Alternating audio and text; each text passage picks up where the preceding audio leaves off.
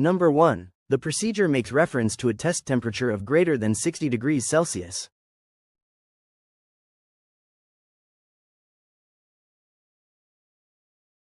A. This is the maximum dry powder temperature for this project. B. This is the maximum temperature allowed if using fluorescent media. C. This is the maximum temperature at which dry powder shall be used on this project. D. This is the maximum temperature at which MPI cannot be considered on this project. The answer is C. This is the maximum temperature at which dry powder shall be used on this project.